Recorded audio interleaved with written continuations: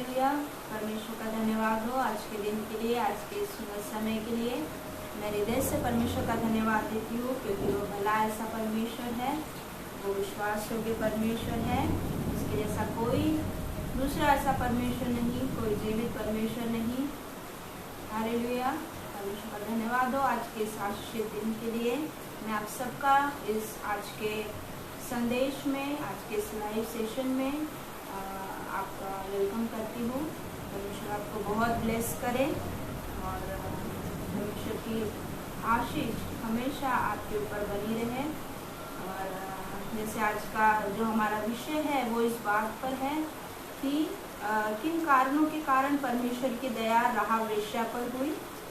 इस विषय पर आज हम देखने वाले हैं कि आपको आई थिंक मैं ऐसा सोचती हूँ कि जो आपने विषय पढ़ा है, जो आज का टाइटल पढ़ा है, उसको सोचकर आपके मन में कुछ विचार आया होगा इस बात के प्रति कि क्या परमेश्वर की दया के लिए कारण की भी ज़रूरत है। तो इस बारे में या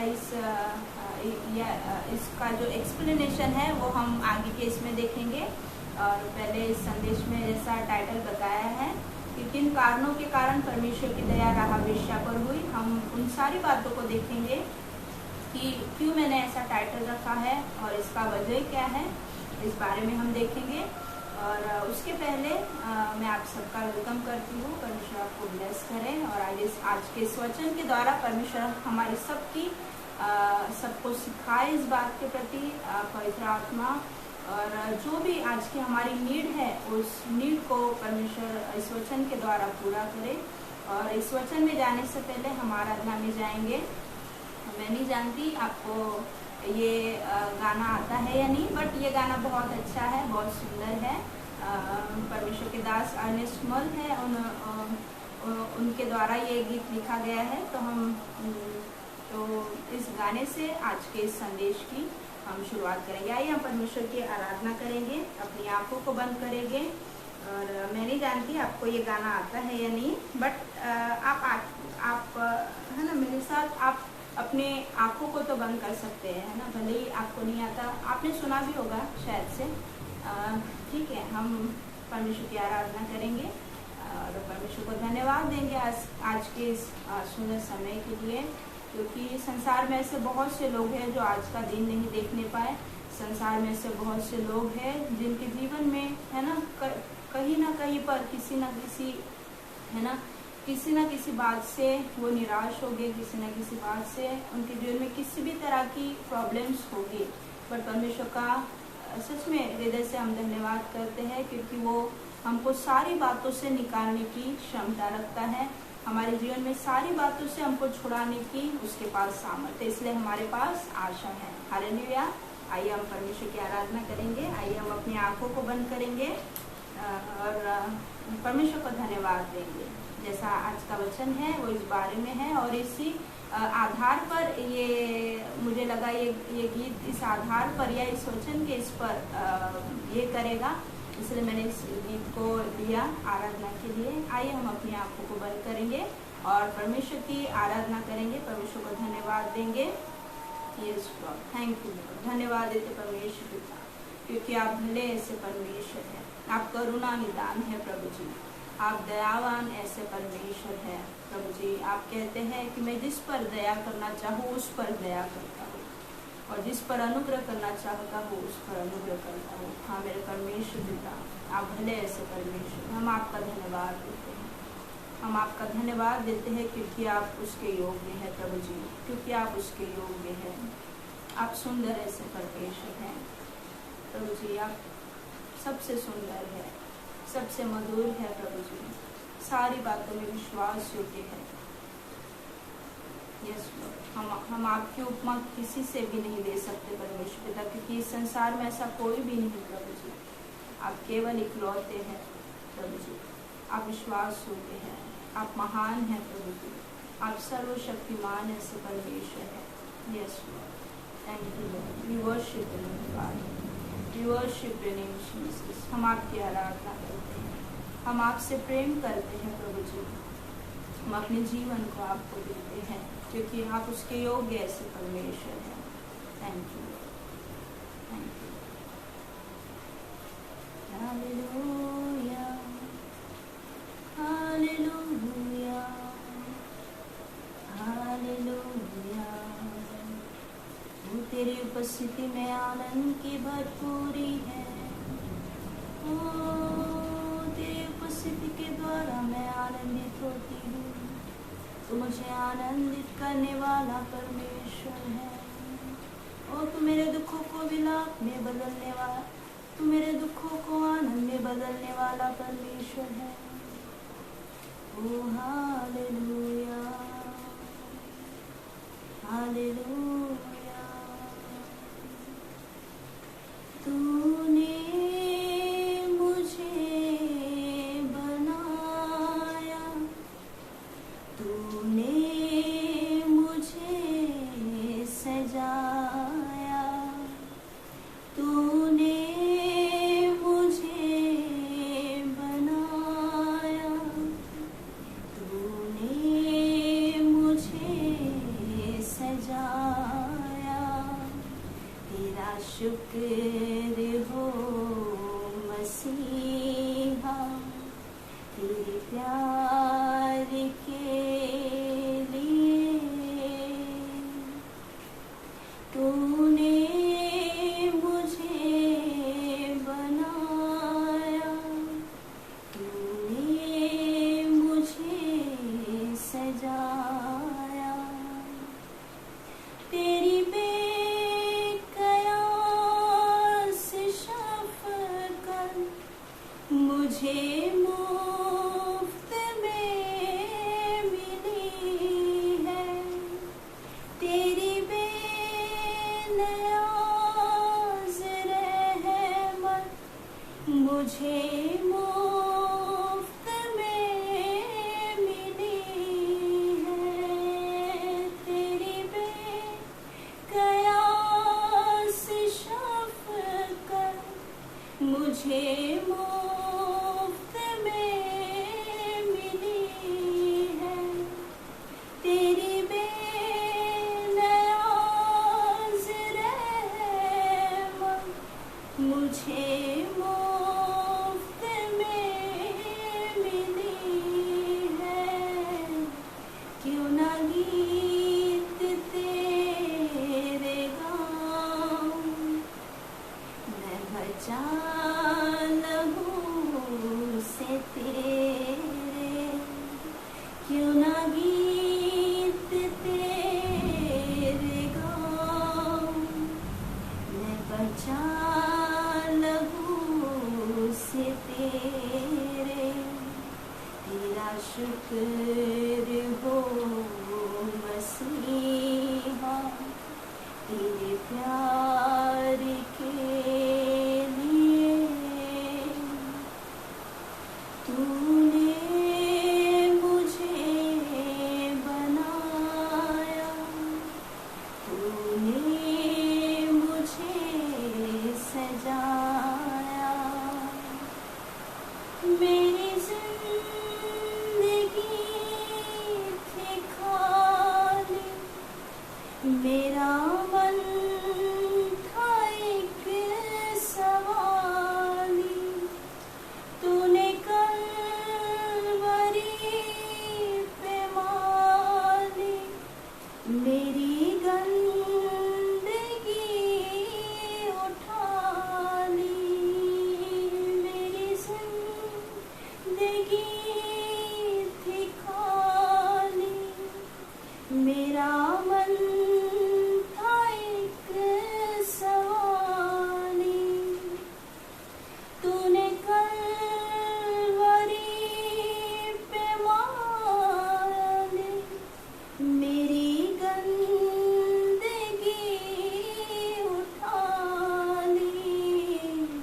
तुझे जान कर मसीहा, नहीं और कुछ तमन्ना। तुझे जान कर मसीहा, नहीं और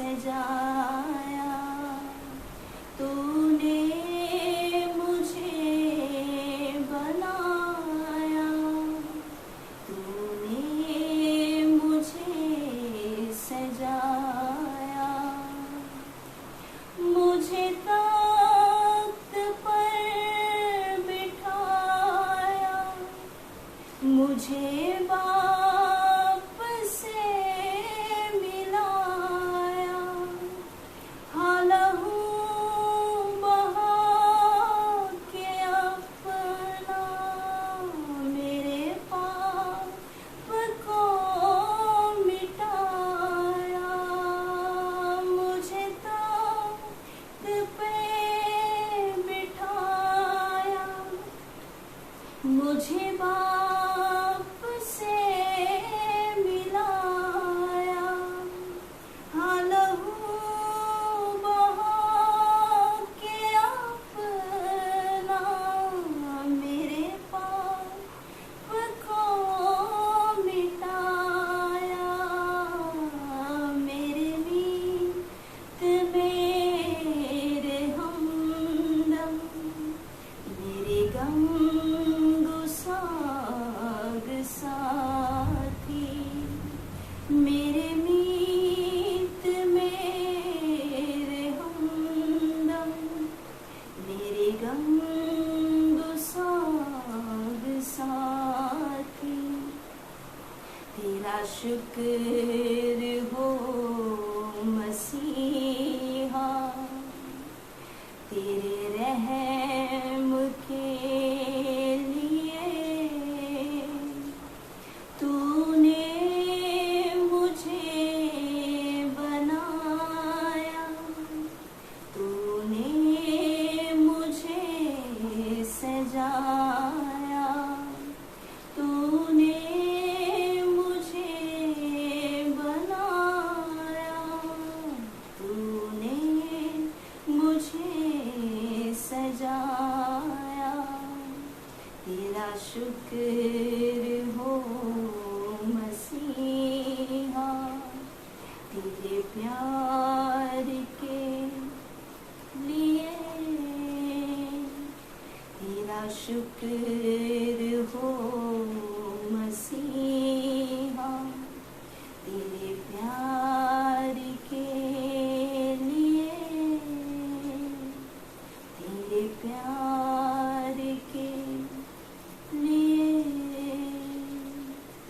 हालेलुया।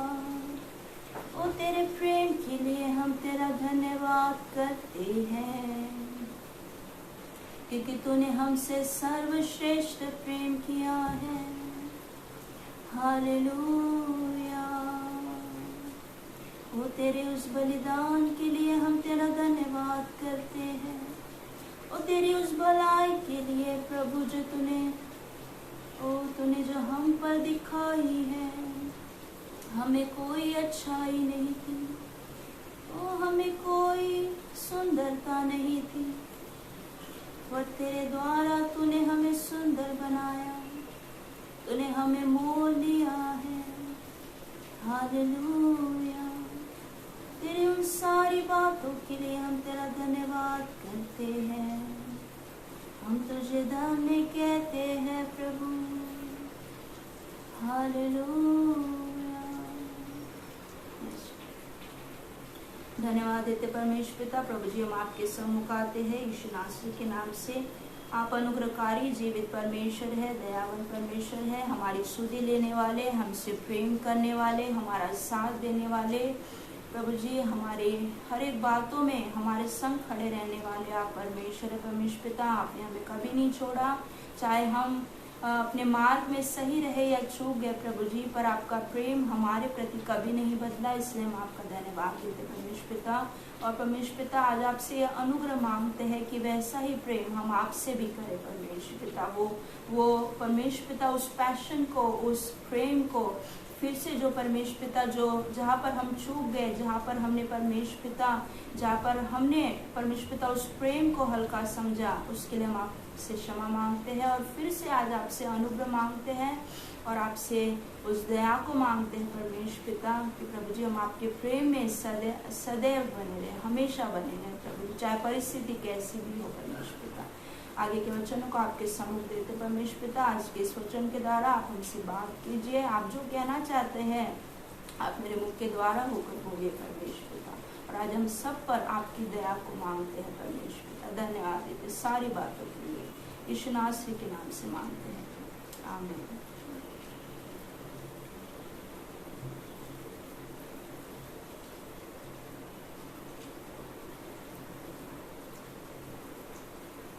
हालेलुया, परमेश्वर का धन्यवाद दो आज के दिन के लिए, आज के सुंदर समय के लिए।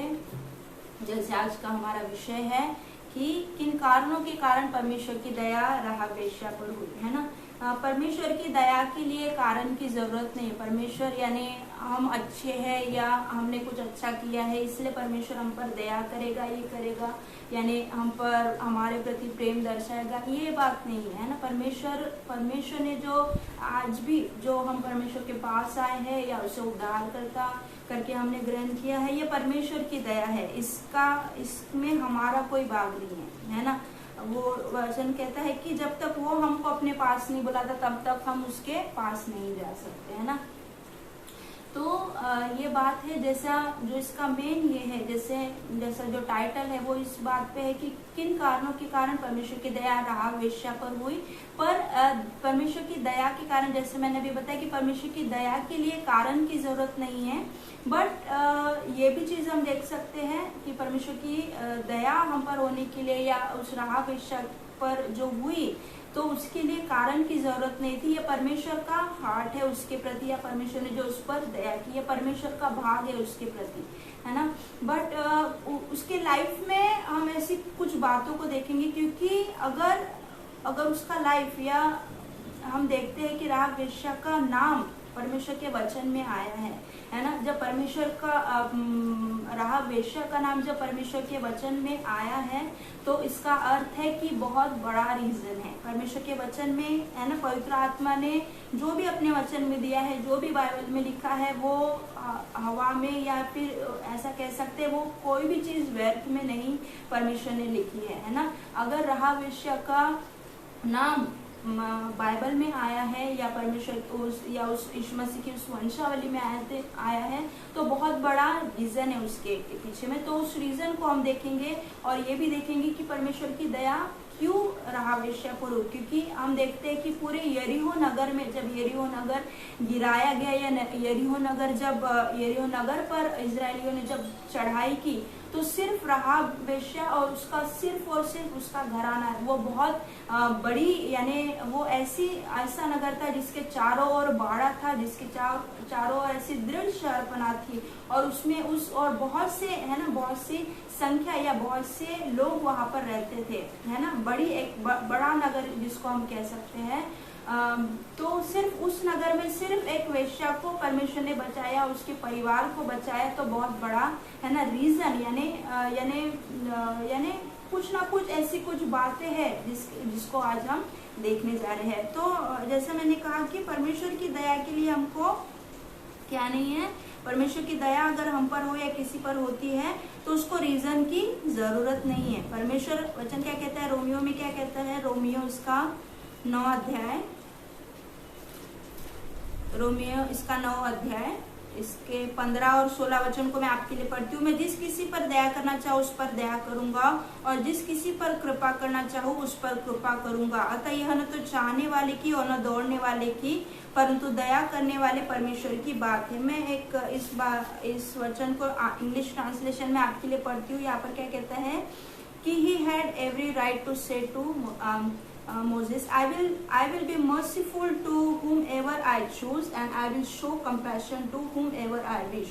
यहाँ पर क्या कहता है, I will be merciful to whomever I choose, यानी परमेश्वर ये परमेश्वर के चाहने के, यानी ये परमेश्वर के द्वारा नियुक्त किए जाना, उसके जो दया उसने जो दिखाई है, ये उसने चूज किया है कि वो किस पर दया करना चाहता है, वो किस पर है ना, वो किस पर अपनी दया दिखाना चाहता है, या किस पर वो तरस खाना चाहता है।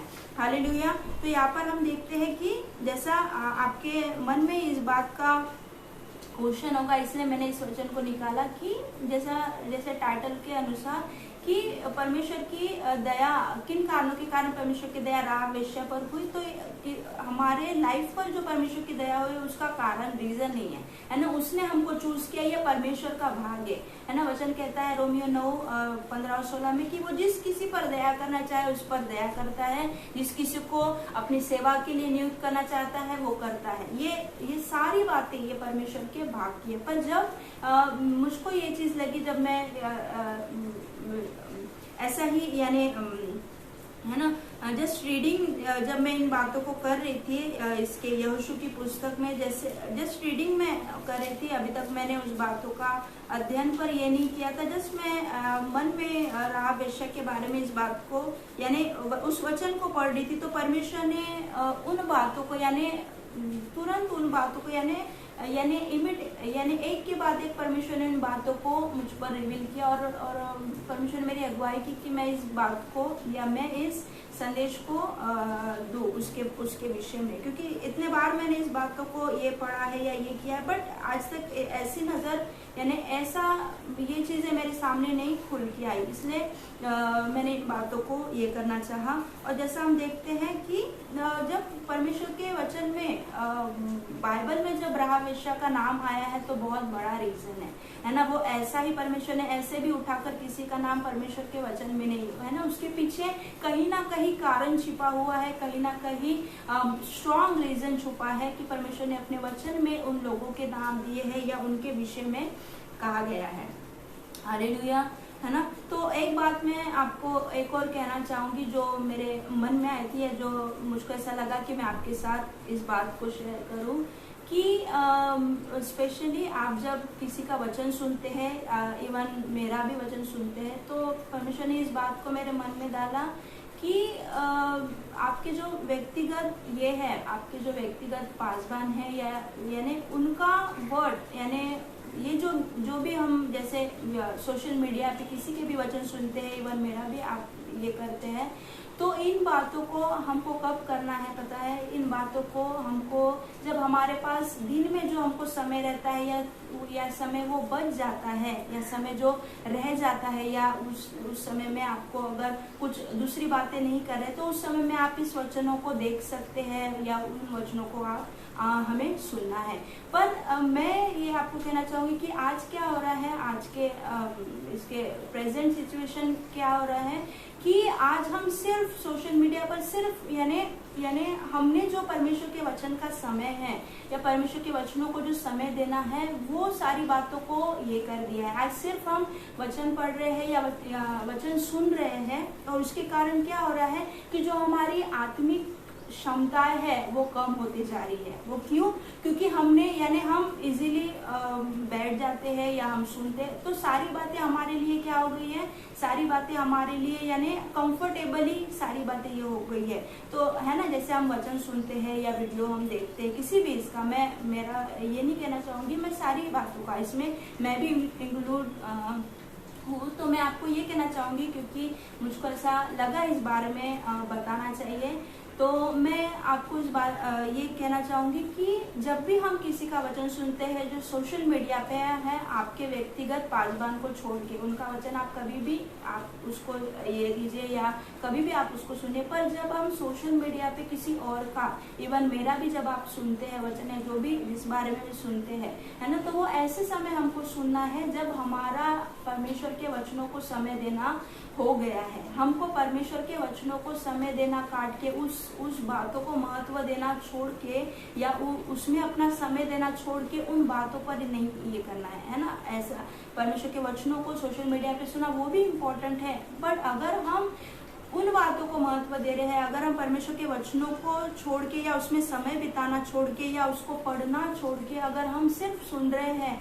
तो ये हमारे लिए लाभ का नहीं होगा, है ना। ये सिर्फ हमारे दिमाग को चौड़ा कर सकता है, हमारे ज्ञान को चौड़ा कर सकता है, पर हमारी आत्मिक शक्ति को क्या कर देगा ये, यानी जो हमारी स्पिरिचुअल जो क्षमता है उसको वो कमजोर कर देगा। और इसलिए क्या हो रहा है, आज क्या हो रहा है, कैसे ये हो रहा है कि आज हम परमेश्वर के वचनों को यानी क्यों आज बहुत से ऐसा सुनने में आता है कि क्यों लोगों को नींद लग जाती है वचन पढ़ते समय, या क्यों हम उस शक्ति को नहीं जुटा पाते, क्योंकि हमको वो कंफर्टेबली है ना सुनने की या कंफर्टेबली बैठकर ये करने की सारी वो हैबिट्स लग गई है।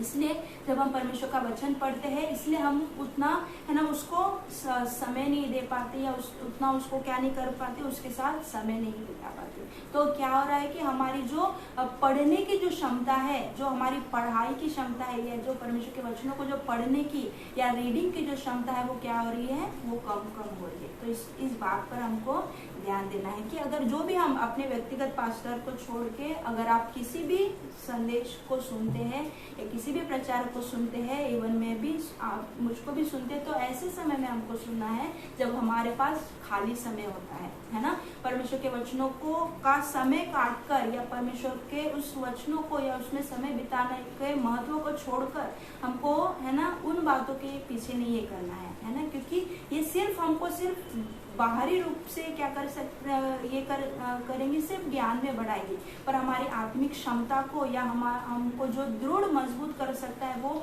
जब हम परमेश्वर के वचनों को समय देंगे, उसके साथ हम समय बिताएंगे, तभी हम अंदर से मजबूत होंगे। हम किसी का वचन सुन के या ये करके सिर्फ हम उन बातों को प्राप्त कर सकते हैं, पर अगर परमेश्वर कैसे काम करेगा हमारे जीवन में, जब हम उसके वचनों को पढ़ेंगे, है ना। हमको जो भी हम इवन हम सुनते भी है, आज हम एक के बाद वीडियो सुनते हैं, पर क्या हमारे जीवन में परिवर्तन है? नहीं है हमारे जीवन में परिवर्तन। क्यों नहीं है? क्योंकि हम सिर्फ सुन रहे हैं, पर परमेश्वर को अपने जीवन में काम करने का मौका नहीं दे रहे हैं, है ना। तो हमको परमेश्वर को अपने जीवन में काम करने का मौका देना है ना। और सबसे पहला है कि हमको ऐसे समय में सुनना है। मैं आपको ये नहीं कह रही आपके मन को डाइवर्ट नहीं करी, पर मैं आपको जो इम्पोर्टेंट है ना, उस बातों को मैं आपको बता रही हूँ कि हमको आपके व्यक्तिगत पास्टर को जहाँ पर भी आप कलीसिया में जाते हैं या जो भी है, उनके वचनों के अलावा अगर वो सोशल मीडिया या जो भी ये करते हैं, उनके अलावा जब आप किसी दूसरे के वचनों को सुनते हैं, तो आपको ऐसे समय में सुनना है जबकि आप पहले परमेश्वर के वचनों को समय दे चुके हैं, उसके बाद में आपको उस बातों को महत्व देना है ना। तो हम अपने विषय पर आते हैं। तो हमने क्या देखा कि हमारा जो ये है, हमारा जो विषय है वो किस बात पर है, वो राहाब वेश्या के जीवन पर है कि जब परमेश्वर के वचन में राहाब वेश्या का नाम आया है तो उसका बहुत बड़ा रीजन है ना, स्ट्रॉन्ग रीजन है। परमेश्वर ने ऐसे ही किसी के नाम को उठाकर बाइबल में नहीं दिया, उसके हर एक के पीछे का रीजन है ना, क्योंकि ये परमेश्वर का वचन है। ये कोई इंसान के थ्रू लिखा हुआ ये नहीं है, पर ये पवित्र आत्मा के द्वारा प्रेरित की हुई बाइबल, या पवित्र आत्मा के द्वारा उस चीजों को, हर एक चीज जो हम परमेश्वर के वचन में देखते हैं वो पवित्र आत्मा के द्वारा सारी बातों को का सेटअप या सारी बातों को के थ्रू बताए जाने के बाद वो लिखा गया हर एक वचन है। हालेलुया। तो यहाँ पर क्या कहता है कि जैसे आज हम देखेंगे कि किन कारणों के कारण, जैसे हमने देखा, पहले मैंने आपको बताया, मैं इसलिए इन बातों को ये कर रही हूँ या बार बार इस बातों को आपको बोल रही हूँ ताकि आप उस बातों को अच्छे से समझ जाए, है ना, क्योंकि एक हिस्से हम उस बातों को नहीं समझ पाते हैं, है ना। तो जैसा मेरा जो टाइटल है वो इस बात पर था कि किन कारणों के कारण, है ना, पर मैंने इस बात को भी आपको बताया कि परमेश्वर किसी पर दया रीजन के थ्रू नहीं करता, ये उसका हार्ट है, ये उसका प्रेम है। वो जिस पर चाहे दया करना चाहे, जिस पर चाहे वो तरस दिखाना चाहे, जिस पर चाहे वो प्रेम करना चाहे, या जिस पर अपनी कृपा को दिखाना चाहे या फेवर को दिखाना चाहे, ये उसका भाव है ना।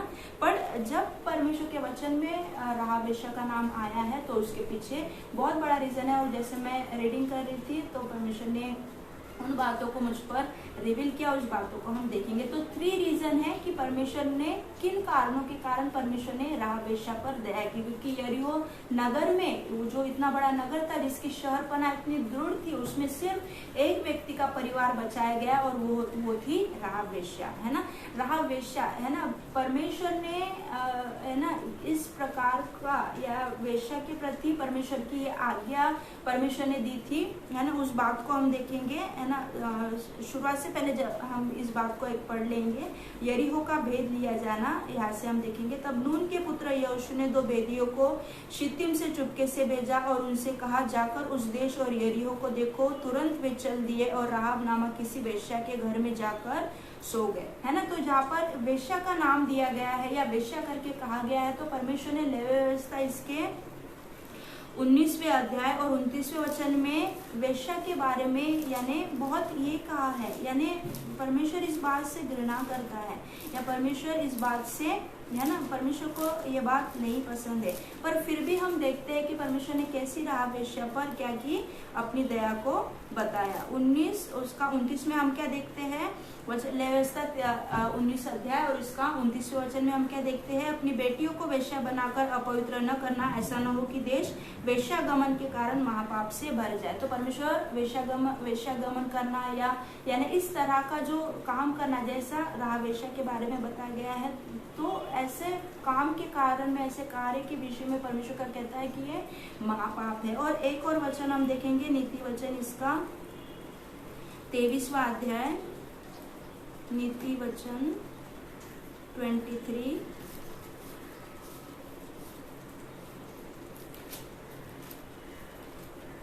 23 और 26, 27, 28 में हम क्या देखते हैं, वेश्या गहरा गड्ढा ठहरती है और पराई स्त्री सकरे कुएं के समान है। वह डाकू के समान घात लगाती है और बहुत से मनुष्यों को विश्वासघाती कर देती है ना। तो वेश्या के बारे में परमेश्वर का वचन स्ट्रिक्टली आज्ञा देता है कि वो महापाप भी है, और वचन कहता है कि ऐसा, और जहाँ पर भी परमेश्वर ने जब इजरायलियों को जब वो प्रतिज्ञा का देश देना चाहा और जब वो अन्य जाति लोग या दूसरे जाति के लोग जब उस देश में रहते थे, तो परमेश्वर ने ये स्ट्रिक्टली वार्निंग दी थी कि ऐसे किसी भी तरह के पाप को या ऐसे लोगों को उस स्थान में नहीं रखना, पर उनको पूरी तरह से तू नाश करना करके, है ना। तो हम व्यवस्था विवरण में, व्यवस्था में, गिनती में हम बार बार इस बातों को, निर्गमन में बार बार इस बातों को पढ़ते हैं। तो वेश्यागमन के बारे में क्या कहता है वचन, कि ये महापाप है, और है ना। और नीति वचन में क्या कहता है कि ये बहुतों को क्या करती है, वेश्यागमन या इस तरह की स्त्री या इस तरह का व्यवहार क्या करता है, बहुतों को विश्वासघाती बना देता है ना। तो वेश्यागमन के बारे में परमेश्वर का वचन ऐसा कहता है। फिर हम देखते हैं कि आगे देखते हैं, तो फिर हम रीजन को देखेंगे कि कौन से कारण थे कि परमेश्वर ने राहाब वेश्या पर अपनी दया को दिखाई, है ना। बहुत जरूरी है, बहुत इंपॉर्टेंट है, क्योंकि वो उस नगर में सिर्फ यही एक स्त्री थी जो बचाई, सिर्फ यही एक स्त्री थी जिसका जो वो और उसका परिवार ही सिर्फ बचाया गया था। तो यहाँ पर क्या देखते हैं हम, दूसरा वचन क्या कहता है कि ये जब यहोशू क्या करता है, उन भेदियों को भेजता है, क्योंकि इस नगर को परमेश्वर ने उनके अधिकार में दिया था, उनके अधिकार में उनको ले लेना था, इसलिए यहोशू क्या करता है, भेदिए उस नगर में भेजता है, क्योंकि उसकी जो शहरपनाह थी, यानी उसके जो अंदर का नगर था या उसके जो चारों ओर की जो शहरपनाह थी, वो इतनी दृढ़ थी, है ना, यानी वो बहुत स्ट्रांग थी। इसलिए यहोशू क्या करता है, उस नगर में भेदियों को भेजता है ना। तो हम क्या देखते हैं कि वो 2 भेदिए क्या करते हैं, वो राहाब वेश्या के घर में जाकर सो जाते हैं। फिर आगे क्या देखते हैं दूसरे वचन में, तब किसी ने यरीहो के राजा से कहा, आज की रात कई एक इजरायली हमारे देश का भेद लेने को यहाँ आए हुए हैं। तब यरीहो के राजा ने राहाब के पास यूं कहला भेजा, जो पुरुष तेरे यहाँ आए हैं उन्हें बाहर ले आ, क्योंकि वे सारे देश का भेद लेने को आए हैं। तो यहाँ पर हम क्या देखते हैं, फिर आगे और वचन को देखते हैं, 6 तक देखेंगे हम। उस स्त्री ने, यहोशू इसका दूसरा अध्याय 2 से 6, यहाँ पर हम क्या देखते हैं, मैं पहले आपको इस पॉइंट को बताऊंगी कि क्यों परमेश्वर ने राहाब वेश्या पर दया की। सबसे पहला कारण ये है कि उसने उन भेदियों के, अपने प्राणों से बढ़कर उन भेदियों के प्राणों को महत्व दिया, यानी उनके प्राणों को महत्व दिया या उनके प्राणों को बचाया। और क्यों उनके प्राणों को बचाया, यानी क्यों ये चीज बाहर निकल कर आती है, अगर हम दूसरे वचन से देखते हैं तो वचन क्या कहता है, तब किसी ने यरीहो के राजा से कहा, आज की रात कई एक इजरायली हमारे देश का भेद लेने को यहाँ आए हुए हैं। तब यरीहो के राजा ने राहाब के पास यो कहला भेजा, जो पुरुष तेरे यहाँ आए हैं उन्हें बाहर लिया, क्योंकि वे सारे देश का भेद लेने को आए हैं। उस स्त्री ने दोनों पुरुषों को छिपा रखा और इस प्रकार कहा, मेरे पास कई पुरुष आए तो थे, परंतु मैं नहीं जानती कि वे कहाँ के थे। और जब अंधेरा हुआ और फाटक बंद होने लगा तब वे निकल गए, मुझे मालूम नहीं कि वे कहाँ गए। तुम फुर्ती करके उनका पीछा करो तो उन्हें जा पकड़ोगे। उसने उनको घर की छत पर चढ़ाकर सनई की लकड़ियों के नीचे छिपा दिया था, जो उसने छत पर सजा कर रखी थी। वे पुरुष तो यर्दन का मार्ग ले उनकी खोज में घाट तक चले गए, और जो ही उनको खोजने वाले फाटक से निकले तो ही फाटक बंद किया गया। तो यहाँ पर हम क्या देखते हैं कि राहाब वेश्या ने क्या किया कि उन भेदियों को, इजरायलियों को क्या, उन 2 इजरायलियों को क्या किया कि अपने घर में छिपा कर रखा, है ना। बहुत डेंजरस था, बहुत हानिकारक था उसके लिए, यानी उसके प्राण का या उसके प्राण का भी नाश हो सकता था। वचन क्या कहता है कि राजा किसको भेजता है, राजा किसको भेजता है ना। यहाँ पर हम क्या देखते हैं, हाँ, तो यहाँ पर राजा है ना उसके घर में पूछने के लिए उन लोगों को भेजता है ना। और क्या देखते हैं हम कि और हम क्या देखते हैं, तो कोई क्या करता है कि राजा के पास इस बात का संदेश लेकर जाता है कि राहाब वेश्या के पास वो इजरायली लोग आए हैं जो हमारे देश का भेद लेने के लिए आए हैं। तो राजा क्या करता है, राजा कुछ सैनिकों को भेजता है या कुछ सिपाहियों को भेजता है, क्या बोलकर भेजता है कि जो भी तेरे घर में आए हैं उन लोगों को क्या कर, तू बाहर निकाल के आ। तो यहाँ पर हम देखते हैं, पर हम क्या देखते हैं कि राहाब वेश्या क्या करती है कि उन लोगों को वो छिपा कर रखती है। और क्या करती है राहाब वेश्या कि उन लोगों को छिपा कर रखती है, और क्या कहती है कि वो क्या कहती है कि वो अपने प्राण पर खेल के उन लोगों को क्या करती है, उन लोगों के प्राणों को वो बचाती है, या उस बात का भेद वो उन लोगों को नहीं बताती है ना। अगर हम देखेंगे राहाब वेश्या के बारे में, तो जब एक राजा जब अपने सिपाहियों को वेश्या की तरफ भेज रहा है या उस बात की छानबीन करने के लिए भेज रहा है, क्योंकि अगर ये भेदी है, अगर उस देश का पूरा भेद लेने आए हैं, तो ये पूरे उस नगर के लिए हानि की बात थी, है ना। बहुत है ना डेंजरस था उस पूरे नगर के लिए, उस राजा के लिए, सबके लिए।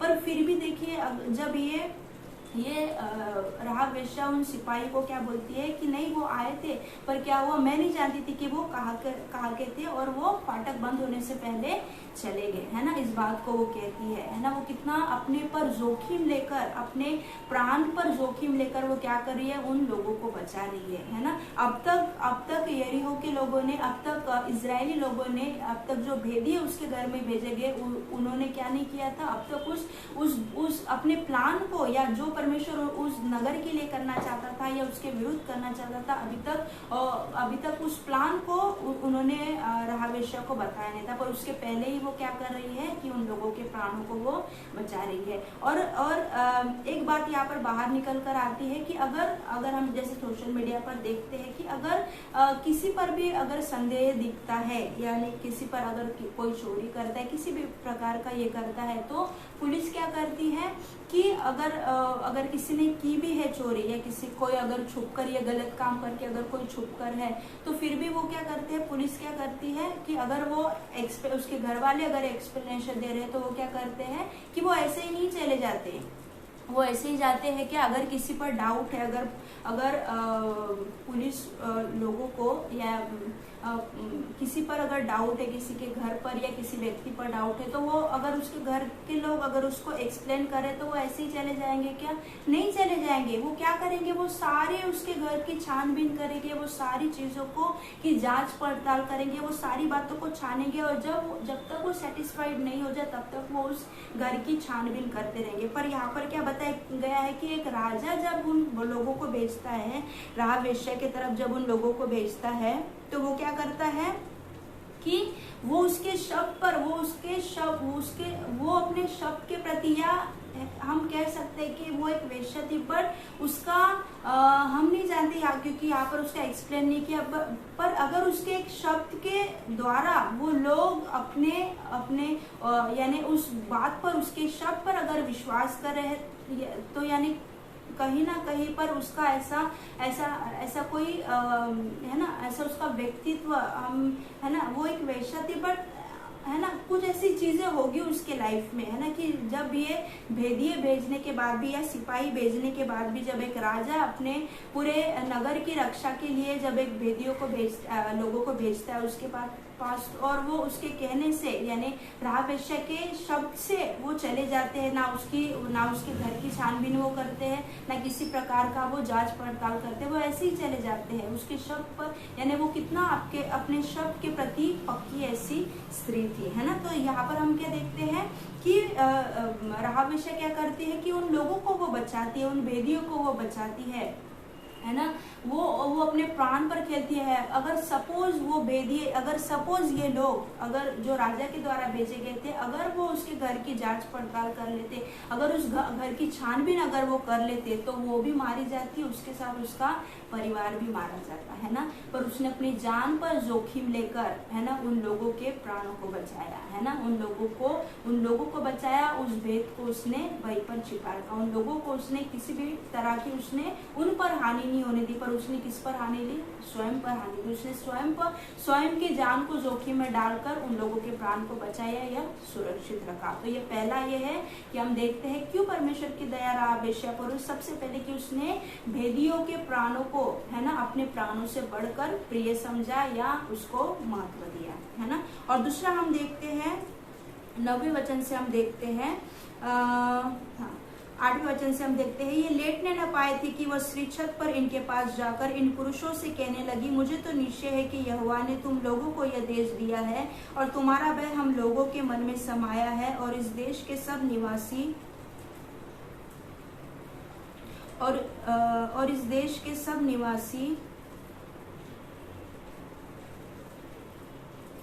निवासी तुम्हारे कारण घबरा रहे हैं, क्योंकि हमने सुना है कि यहोवा ने तुम्हारे मिस्र से निकलने के समय तुम्हारे सामने लाल समुद्र का जल सुखा दिया, और तुम लोगों ने सिहोन और ओग नामक यर्दन पार रहने वाले एमोरियों के दोनों राजाओं का सत्यानाश कर डाला, और यह सुनते ही हमारा मन पिघल गया। और 12 वचन कहता है कि अब मैंने जो तुम पर दया की है, इसलिए मुझसे यहोवा की यह शपथ खाओ कि तुम भी मेरे पिता के घराने पर दया करोगे। 11 वचन कहता है, यह सुनते ही हमारा मन पिघल गया और तुम्हारे कारण किसी के जी में जी न रहा, क्योंकि तुम्हारा परमेश्वर यहोवा ऊपर के आकाश और नीचे की पृथ्वी का परमेश्वर है। 11 वचन क्या कहता है कि एक राह वेश्या क्या कह रही है, वो अन्य जाति है ना, वो उस परमेश्वर को, इजराइल के परमेश्वर को वो नहीं जानती थी, है ना, वो व्यक्तिगत रीति से उस बारे में नहीं जानती थी, उसने सिर्फ इस बात को सुना था, पर फिर भी वो क्या कर रही है, फिर भी वो इजराइल के परमेश्वर यहोवा पे यानी इस पर वो विश्वास दिखा रही है ना। अभी तक किसी भी तरह का कोई भी एक्शन यरीहो के ऊपर नहीं लिया गया था, पर फिर भी उसका फेथ देखिए कितना है कि उसने उनके बिना ना अब तक उन भेदियों ने ना राह वेश्या को किसी भी चीज का एक्सप्लेनेशन नहीं दिया था, अभी तक किसी भी तरह की बात उन्होंने बताई नहीं थी। पर ये कौन कह रहा है, ये राह वेश्या कह रही, क्या कह रही है वो, कि तुम्हारा परमेश्वर क्या है, सारे आकाश का, है ना, क्या कहता है, तुम्हारा परमेश्वर यहोवा ऊपर के आकाश और नीचे की पृथ्वी का परमेश्वर। और यहाँ पर 9वां वचन क्या कहता है कि मुझे तो निश्चय है कि यहोवा ने तुम लोगों को यह देश दिया है। ये कहाँ पर रह रही थी राह वेश्या, कितने वर्षों से, है ना, ये वो उसके रहने का जगह थी, यरीहो उसका शहर था, है ना, यरीहो में वो रह रही थी, उसका घराना रह रहा था, पर ये किसके प्रति विश्वासी हो गई थी, ये परमेश्वर के प्रति। ये किसके फेवर में बात कर रही थी, ये परमेश्वर के फेवर में बात कर रही थी, इजरायलियों के फेवर में बात कर रही थी, है ना। तो हम यहाँ पर देखते हैं, हम यहाँ पर क्या देखते हैं कि उसने इजराइल के, दूसरा पॉइंट क्या है, पहला पॉइंट क्या था जो हमने देखा, यहोशू का 2 अध्याय 2 से 6 में हम क्या देखते हैं कि उसने अपने प्राण से बढ़कर भेदियों के प्राण को महत्व दिया या उनके प्राणों को बचाया उसने, है ना, उस बात के प्रति उसने अपने प्राणों से बढ़कर उनके प्राणों को उसने महत्व दिया, अपने प्राणों से बढ़कर उनके प्राणों की उसने रक्षा करना, इस बात का इम्पोर्टेंस उसने ये किया, है ना। इसको हम देखते हैं पहला पॉइंट। और दूसरा हमने क्या देखा कि दूसरा क्या है कि उसने इजराइल के परमेश्वर यहोवा पर विश्वास किया, है ना, उसने फेथ दिखाया परमेश्वर पे, है ना। इजरायलियों के विषय क्या कहता है, इजरायली बहुत बार है ना एक अन्य जाति व्यक्ति परमेश्वर यहोवा पर यानी ऐसा फेथ दिखा रही है ना, बहुत बड़ी बात है इस बात है ना। अभी तक उसने सिर्फ इन बातों को सुना था कि परमेश्वर ने ओग के राजा से क्या किया है ना, समुद्र में क्या किया, उसने इस बातों को ये किया था है ना। पर उसने क्या किया था, उसका विश्वास लाना ये उसका डिसीजन था, और उसने इस डिसीजन को लिया। और वो क्या कहती कि मुझे निश्चय है कि यहोवा ने इस यरीहो को तुम्हारे इसमें दे दिया है या तुम्हें दे दिया है करके वो इस बात को कहते। तो दूसरा पॉइंट हमारा क्या है कि क्यों परमेश्वर ने राहाब वेश्या पर दया की। दूसरा पॉइंट ये है कि उसने इजराइल के परमेश्वर यहोवा पर विश्वास किया था, उसको सच्चा परमेश्वर करके उसने माना था। हालेलुया। और तीसरा हम देखते हैं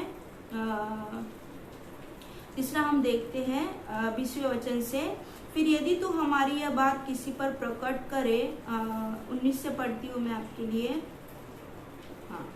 18 से, सुन जब हम लोग इस देश में आएंगे तब जिस खिड़की से तूने हमको उतारा है उसमें यही लाल रंग की सूत की डोरी बांध देना, और अपने माता पिता भाइयों वरन अपने पिता के सारे घराने को इसी घर में अपने पास इकट्ठा कर रखना। तब जो कोई तेरे घर के द्वार से बाहर निकले उसके खून का दोष उसी के सिर पर पड़ेगा और हम निर्दोष ठहरेंगे। परंतु यदि तेरे संग घर में रहते हुए किसी पर किसी का हाथ पड़े तो उसके खून का दोष हमारे सिर पर पड़ेगा। फिर यदि तू हमारी ये बात किसी पर प्रकट करे जो शपथ तूने हमको खिलाई है उससे हम स्वतंत्र ठहरेंगे। उसने कहा तुम्हारे वचनों के अनुसार हो।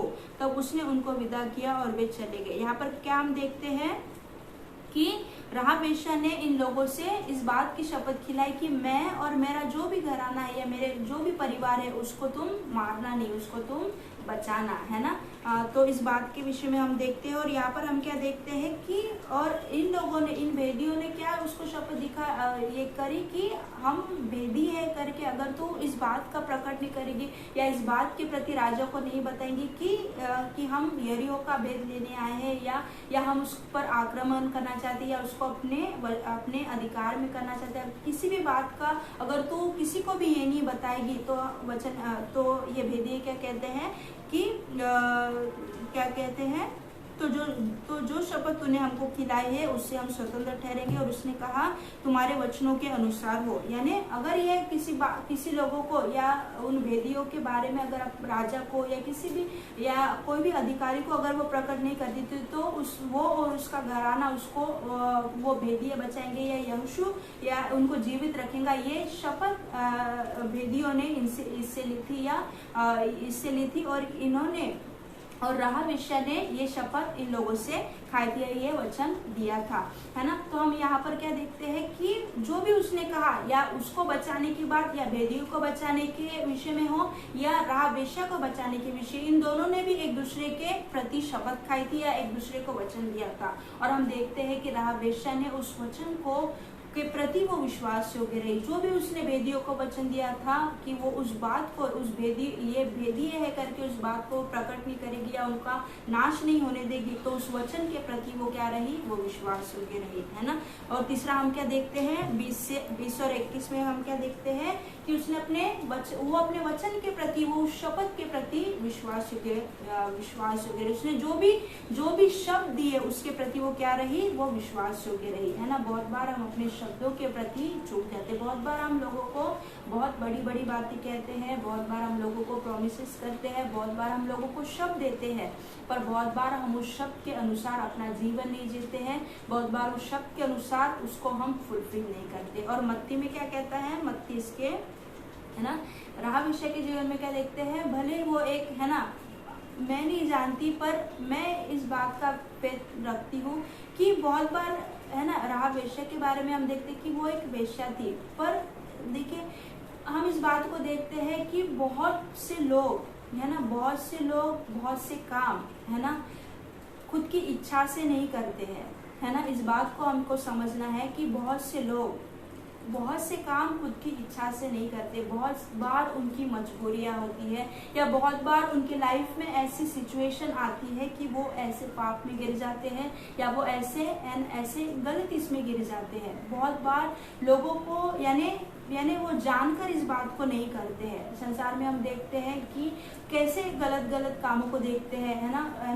हम देखते हैं कहीं पर बलात्कार हो रहा है ना, छोटे बच्चों के साथ, यानी ऐसी बातों को हम देखते हैं। तो क्या इसमें इस बात का ये है क्या, या है ना, अपनी परिस्थितियों के कारण, अपने ये ना करने के कारण लोग गलत इसमें चले जाते हैं, या ऐसा इस प्रकार का ये काम करते हैं। बहुत जरूरी नहीं है, बहुत से लोग कोई किसी कामों को, है ना, वो कोई भी गलत काम होगा, बहुत से लोग गलत कामों को खुद की इच्छा से या खुद की डिसीजन से करते हैं। पर बहुत से लोग भी संसार में ऐसे है कि कोई चीजें उनकी मजबूरी होती है, या कोई उन पर दबाव, या किसी के वो अधीनता में होते हैं, या उन पर जबरदस्ती होती है ना। बहुत से लोग अपनी इच्छा से बहुत से बातों को नहीं करते हैं, है ना। ये उनकी मजबूरियां होती है ना। और इस बातों को हमको समझने की जरूरत। देखो, अगर यरीहो में ही उसका पूरी फैमिली रहती थी, राहाब की पूरी फैमिली यरीहो में रहती है, और वो यरीहो में ही उस प्रकार के वो काम को कर रही है। यानी कहीं ना कहीं मुझको, जैसे मैंने इस बात को किया, तो कहीं ना कहीं कुछ ना कुछ उसकी मजबूरी होगी, है ना। हम नहीं जानते, बट हम इस बात को देख सकते हैं कि एक ही नगर में वो रह रहे थे, एक ही नगर में वो इसको कर रही है। और ये क्या कहते हैं, और ये भेदी क्या कहते हैं कि जो भी तेरा घराने के लोग हैं, जो भी तेरे जितने भी परिवार के लोग हैं, वो लोग क्या करना, तू अपने घर में बुलाकर रखना, है ना। अपने घर में अपने सारे परिवार को अपने घर में इकट्ठा करके रखना। और हम आगे में देखते हैं, कहाँ पर हम यहोशू इसके 6वें अध्याय में देखते हैं कि वो अपने घर में अपने पूरे सारे परिवार को बुलाकर रखती है। इस बात को एक कॉमन सी बात है, या है ना, एक क्या कहेंगे उसको, कि एक कॉमन सी बात है कि अगर, है ना, हम क्या देखते हैं कि वो राहाब वेश्या और उसका सारा परिवार को वो भेदी क्या कहते हैं कि जब हम आक्रमण करने के लिए आएंगे, या जब हम यरीहो पर अपने अधिकार को लेने के लिए आएंगे, तो उसके पहले तो क्या करना, अपने घर में क्या करना, अपने सारे परिवार के लोगों को इकट्ठा करके रखना, ऐसे वो भेदिए कहते हैं, है ना। और हम क्या देखते हैं यहोशू के 6वें अध्याय में कि वो अपने सारे परिवार को इकट्ठा करके रखती है अपने घर में। देखिए, अगर उसका ऐसी कोई मजबूरी नहीं होती, या ऐसी कोई भी चीज नहीं होती, तो उसके घर वाले कभी उसके फेवर में नहीं आते, या उसके घर वाले कभी उसके शब्द के प्रति वो कभी भी फेथफुल नहीं बताते, या कभी भी उसके शब्द के प्रति वो क्या नहीं करते, उस एक्ट को नहीं करते, है ना। क्योंकि अभी तक किसी भी तरह का आक्रमण अभी तक यरीहो पर नहीं हुआ था, है ना। तो हम क्या देखते हैं कि राहाब वेश्या क्या करती है, अपने घर में उन लोगों को बैठा कर रखती है, अपने सारे परिवार को इकट्ठा करके रखती है।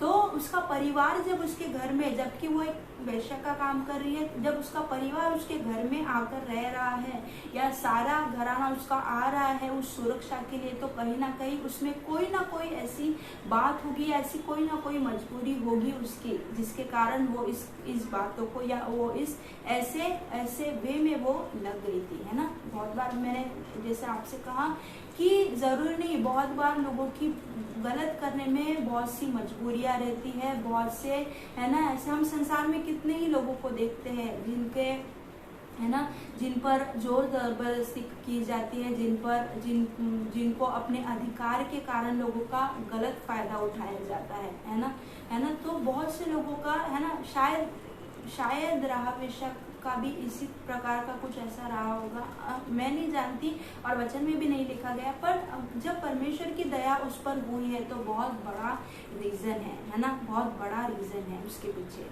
है ना। तो वही रीजन क्या है कि उसने, सबसे पहला रीजन क्या था कि उसने अपने प्राणों से बढ़कर उन भेदियों के प्राणों को महत्व दिया था, और दूसरा हमने क्या देखा कि उसने इजराइल के परमेश्वर यहोवा को सच्चा माना था, उस पर विश्वास किया था, और तीसरा क्या था कि वो अपने वचन के प्रति वो विश्वास योग्य रही, है ना। और जब वो अपने घर में अपने सारे परिवार को इकट्ठा करती है, और अगर उसके परिवार, अगर वो ऐसा व्यवहार या ऐसा काम कर रही है, तो उसका परिवार उसके ये नहीं हो सकता था, या उसका परिवार उसके घर में नहीं आ सकता था, क्योंकि वो किस प्रकार का काम कर रही थी, है ना।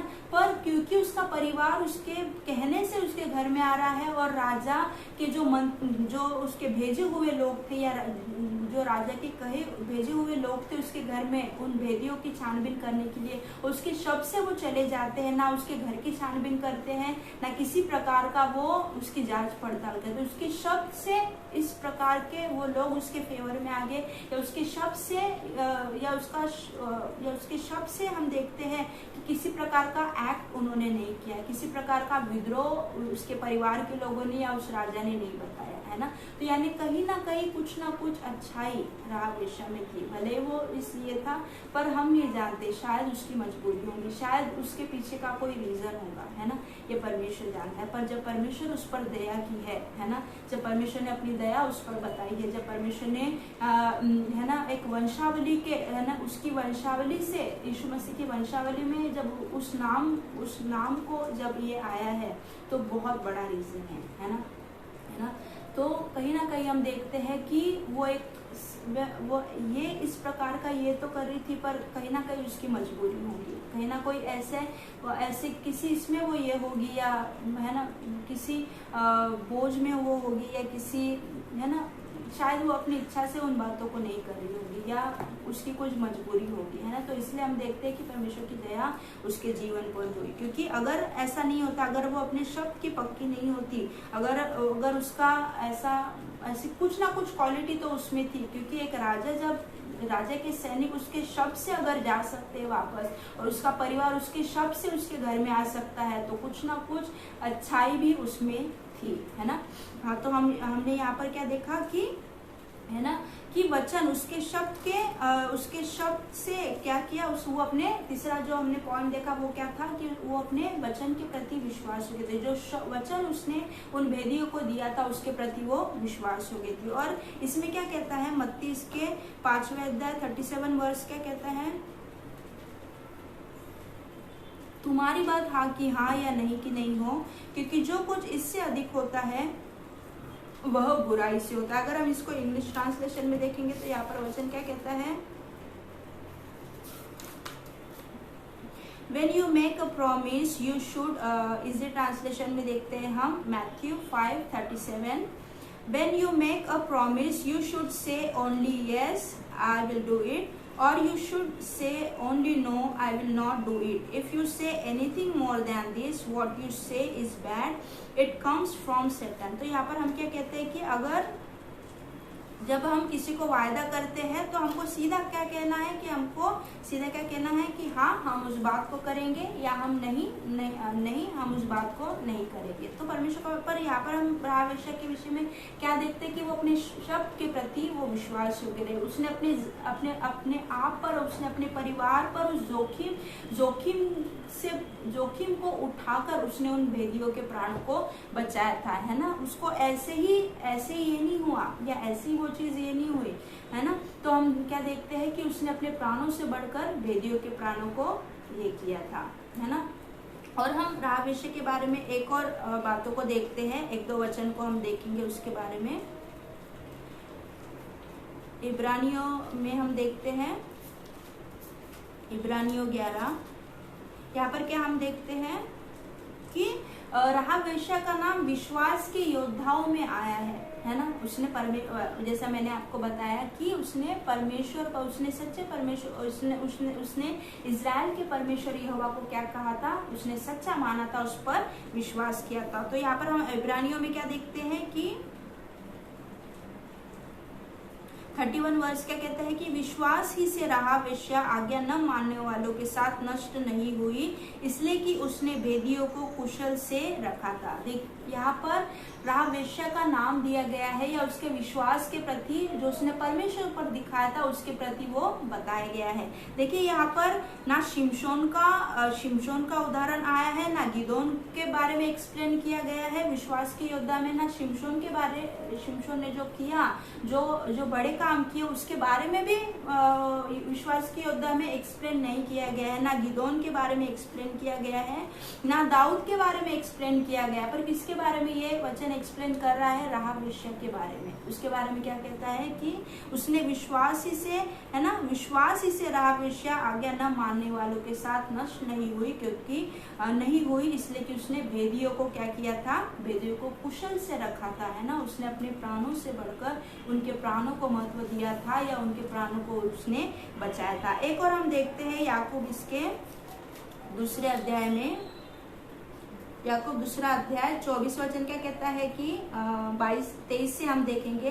पवित्र शास्त्र का यह वचन पूरा हुआ, अब्राहम ने परमेश्वर का विश्वास किया और यह उसके लिए धन गिना गया और वह परमेश्वर का मित्र कहलाया। इस प्रकार तुमने देख लिया कि मनुष्य केवल विश्वास से ही नहीं वरन कर्मों से भी धर्मी ठहरता है।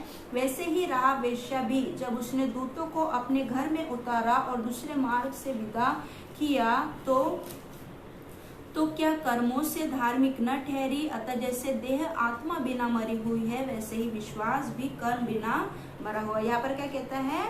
वैसे ही राहाब वेश्या भी, जब उसने दूतों को अपने घर में उतारा और दूसरे मार्ग से विदा किया तो क्या कर्मों से धार्मिक न ठहरी? यहाँ पर किसके कर्म बता रहा है परमेश्वर? यहाँ पर राहाब वेश्या के कर्म बता रहा है। उसने क्या किया था? उसने उस धार्मिक, है ना, उसने सिर्फ विश्वास नहीं किया था परमेश्वर पर, उसने सिर्फ इजराइल के परमेश्वर पर विश्वास नहीं किया था, पर उसने क्या किया था? उस धार्मिक कर्म को भी किया था, है ना। कितना, है ना, ये कितना, यानी सोचने में कितना ये है, पर परमेश्वर राहाब वेश्या को धार्मिक, है ना, कर्मों से उसको धर्मी करके वो ठहराता है। इसलिए वो क्या कहता है कि क्या वो कर्मों से धार्मिक न ठहरी? उसने एक्ट किया, उसने सिर्फ इजराइल के परमेश्वर पर विश्वास नहीं किया, पर उसने क्या किया? उसने उस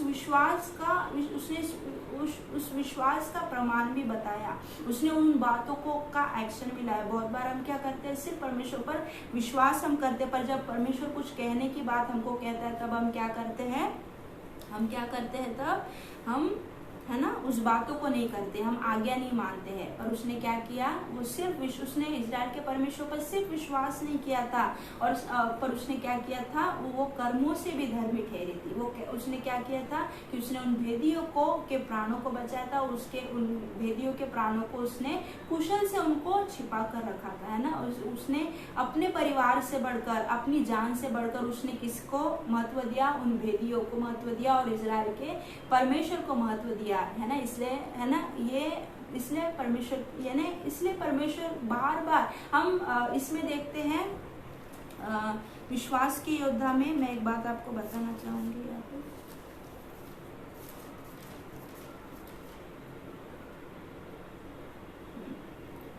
विश्वास के योद्धा में हम क्या देखते हैं कि परमेश्वर ने उसका नाम दिया, और एक वंशावली में भी, यीशु मसीह की वंशावली में भी उसका नाम आया है ना। तो हम क्या देखते हैं? पर यीशु मसीह की वंशावली में है ना, सुंदर बात एक कौन सी है पता है आपको? कि यीशु मसीह की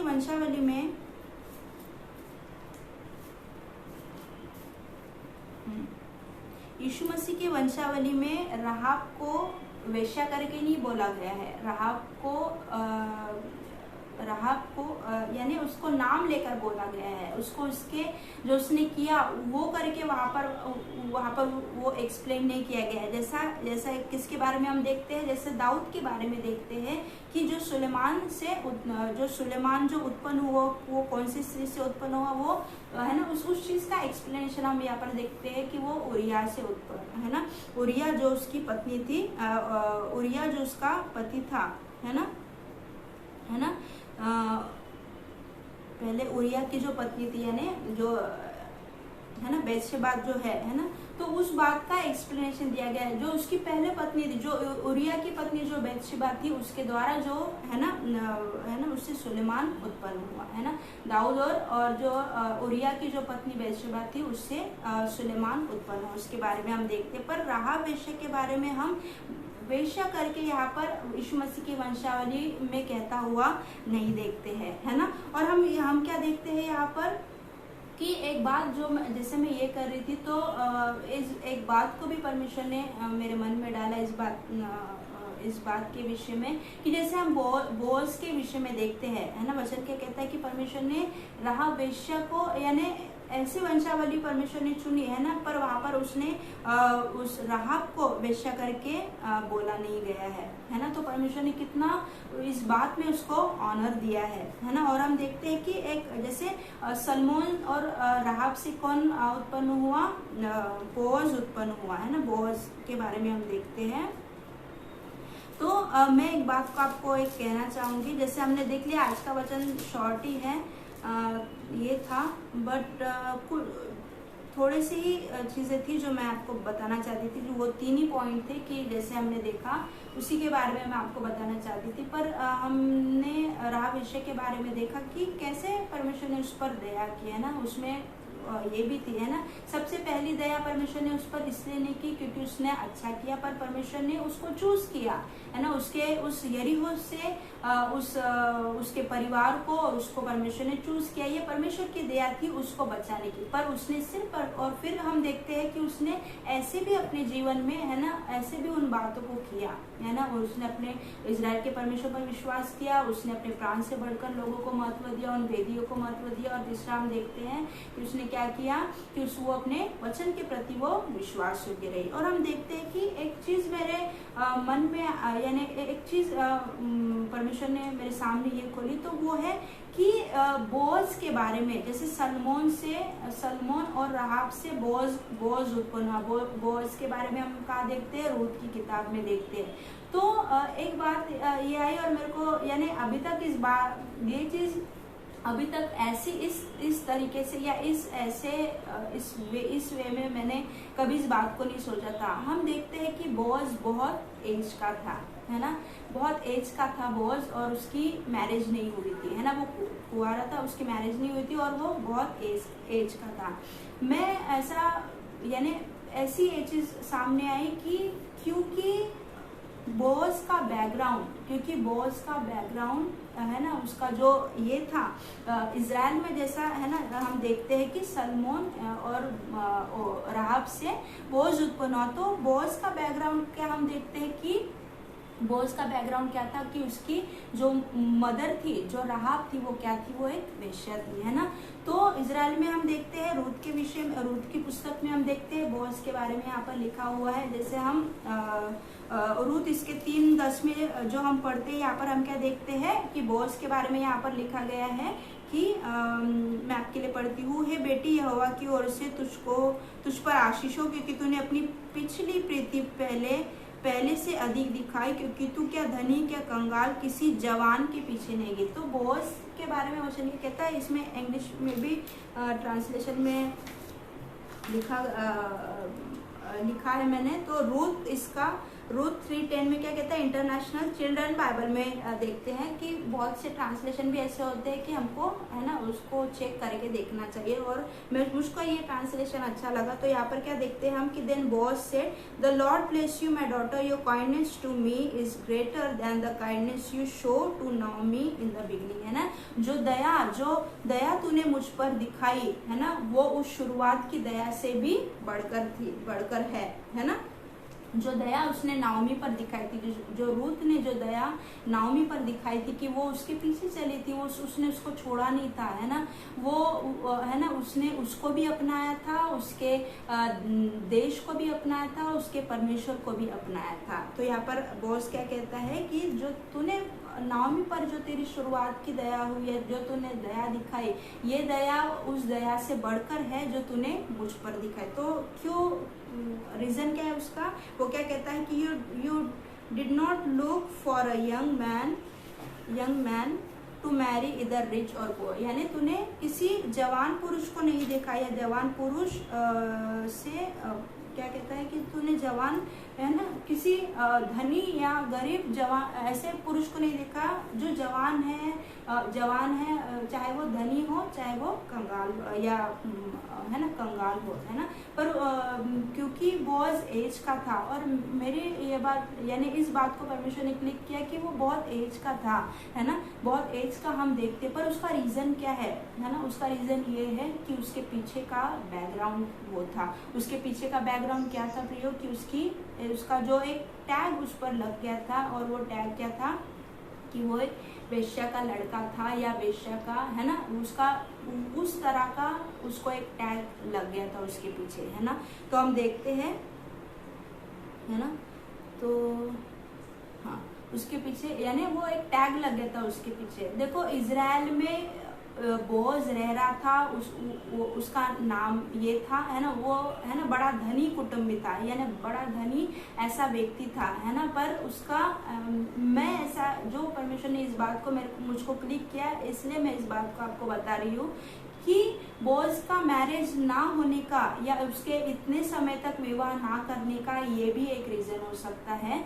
कि उसके पीछे का बैकग्राउंड, उसका फैमिली बैकग्राउंड क्या था कि वो एक वेश्या का लड़का था, या ऐसा भी बोल सकते हैं। बहुत, है ना, बहुत लोग और परमेश्वर ने इस बात को ये किया कि बहुत बार लोग हमारे, है ना, पर फिर भी लोग क्या कहते हैं, यानी वो फिर भी नाओमी बोअज के बारे में क्या कहते हैं कि वो एक बड़ा, है ना, धनी व्यक्ति है, या उसको हमारी भूमि छोड़ाने का अधिकार है।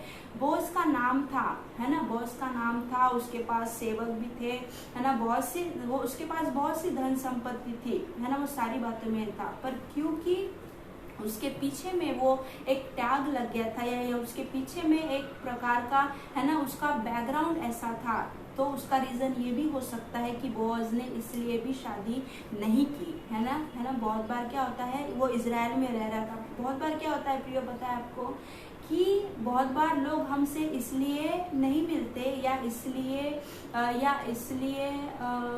हमसे बात नहीं करते क्योंकि वो सच में हमारे प्रति उनको कंसर्न है। पर बहुत बार वो इसलिए भी हमसे बात करते हैं, या इसलिए भी हमसे कंसर्न रखना चाहते हैं क्योंकि हमारे पास कुछ शायद कुछ है ना ऐसा कुछ ये होगा, यानी सोशल में ऐसा सोशल इसमें हमारे ये होगा, या हम धनी होंगे, या कुछ ऐसी कोई ना, है ना, कोई या नाम, है ना, बाहरी इसमें ऐसा कुछ नाम होगा, है ना। बहुत बार लोग इस कारण से हमसे बात करते, और ऐसा ही मुझको जो परमेश्वर ने रिवील किया उस बातों को मैं ये कर रही हूँ कि इसका ये भी कारण हो सकता है कि बोअज के शादी ना करने का कारण ये भी हो सकता है कि उसका फैमिली बैकग्राउंड, है ना, वो इजराइल में रह रहा था, उन लोगों के बीच में रह रहा था, है ना।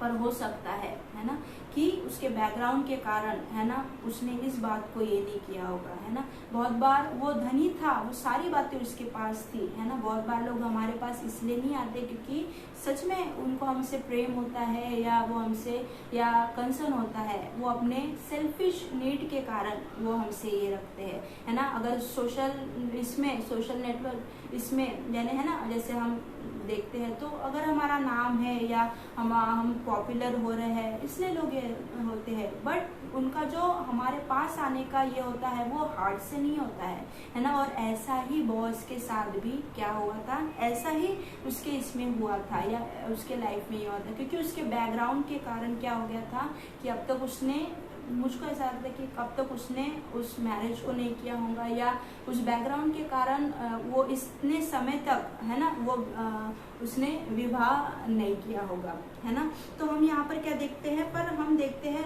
बोअज के विषय में कि परमेश्वर ने क्यों इस वंशावली को चुना, है ना। तो मैं आपको यही कहना चाहूंगी कि हमको परमेश्वर ने बोअज के लिए, है ना, रूथ को रखा था, परमेश्वर ने बोअज के लिए रूथ को रखा था, या परमेश्वर ने है ना उसके लाइफ के लिए पहले से ही प्लान बना कर रखा था। मैं आपको ये बात बताना चाहूंगी कि क्योंकि राहाब का बैकग्राउंड ऐसा था, क्योंकि बोअज का बैकग्राउंड ऐसा था, इसलिए उसके लाइफ में, है ना, कुछ चीजें, शायद वो मैरिज की हो चाहे किसी भी प्रकार की हो, लोग उसको आदर तो दे रहे थे पर वो हार्ट से नहीं था। लोग बोअज को रिस्पेक्ट तो दे रहे थे, उस सामने सामने ये कर रहे थे, बट वो हार्ट से नहीं था, क्योंकि वो एक वचन क्या कहता है कि वो एक धनी व्यक्ति था, उस है ना, वो रिच व्यक्ति था, इसलिए भी लोग उसको महत्व दे रहे थे, है ना। तो मैं आपको इस बात को कहना चाहूंगी, पर फिर भी परमेश्वर ने वंशावली में, यीशु मसीह की वंशावली में एक ऐसे नाम को रखा जो एक वेश्या का नाम था, या जो ऐसे बैकग्राउंड से आ रही थी, है ना। तो मैं इस बात को आपको कहना चाहूंगी कि शायद आपका बैकग्राउंड कुछ हो सकता है, शायद ऐसी कुछ बातें आपकी लाइफ में हो सकती है जिसके कारण, है ना, लोग आपके पास तो आते हैं, बट यानी आपको, है ना, आपके सामने एक बोलते हैं और हमारे पीछे एक बोलते हैं, है ना, ऐसा हो सकता है। पर मैं आपको ये कहना चाहूंगी कि परमेश्वर ने जब, है ना, ऐसे बैकग्राउंड को भी सामने रखा, एक ऐसे बैकग्राउंड की जो एक वेश्या के जो उसका इससे आती है, उसको भी जब परमेश्वर ने अपने वचन में रखा है, या उन लोगों को महत्व दिया है ना, या उन लोगों को उनके नामों को सामने, उनके कार्यों को बताया है, या कैसा उनका जीवन था, पर उन्होंने कैसा किया और कैसे उनका ये बदल गया, या कैसा उनका लाइफ चेंज हो गया, है ना, उस बारे में बताया है, बताता है। तो मैं आपको इस बारे में कहना चाहूंगी कि हमको लोग हमारे बारे में क्या सोचते हैं, या वो हमको महत्व देते नहीं देते हैं, इस बारे में हमको चिंता नहीं करनी है। हमको सिर्फ वो चीज करनी है जो परमेश्वर हमसे चाहता है ना। बहुत से, चाहे मैं आपको ये कहना चाहूंगी कि चाहे आप बहुत लोगों के प्रति आपका हार्ट बहुत सही हो, पर वो आप उनके अपने हार्ट को हमारे प्रति, क्योंकि एक टैग हमारे लाइफ में लग गया है, या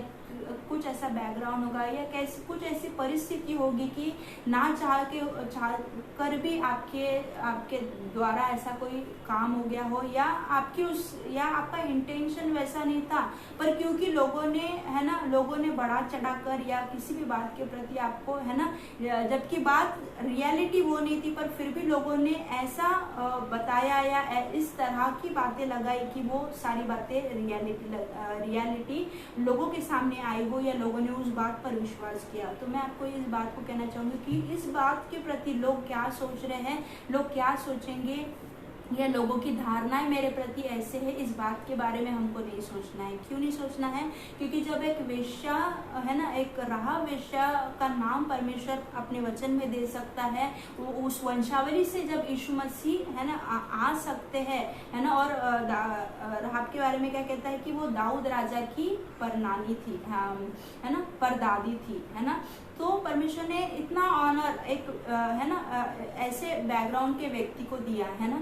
तो हमको टाइटल का, या लोग हमारे बारे में क्या सोचते हैं, हमको आदर देते नहीं देते हैं, हमको उनसे एक्सपेक्ट नहीं रखना है ना। अपने आदर को कोई हमारे लिए हम अच्छा करेंगे तब ये करेंगे, या कोई मुझको, यानी कोई अच्छा बोलना चाहिए करके अच्छा करेंगे, ऐसा हमको नहीं करना है। हमको वही करना है जो हमको सही ये दिखता है, जो परमेश्वर के वचन में कहता है। और हमको किसी भी, चाहे वो महिमा के प्रति हो, किसी भी बात के प्रति हो, हमको लोगों से इस बात का एक्सपेक्टेशन नहीं रखना है, क्योंकि सारी बातें, है ना, वचन क्या कहता है भजन संहिता में कि बढ़ती ना पूरब से आती है ना पश्चिम से आती है, बढ़ती किसकी ओर से आती है? परमेश्वर की ओर से आती है। वही क्या करता है, वो वही बढ़ाने वाला परमेश्वर, सारी बातों का अधिकार परमेश्वर के पास है। और मैं इस बात को आपको बताना चाहूंगी कि मैं नहीं जानती कि आपका बैकग्राउंड कैसा था या कैसा है, पर अगर आप इस बारे में सोच रहे हैं, या ऐसी कोई बात आपके ना चाहते हुए भी आपसे हो गई, या आपका इंटेंशन नहीं था, ऐसी कोई भी बात हो गई जो आपके लाइफ में एक टैग बन के या एक दुख बन के रह गई है, तो उस बारे में आपको ये नहीं सोचना है।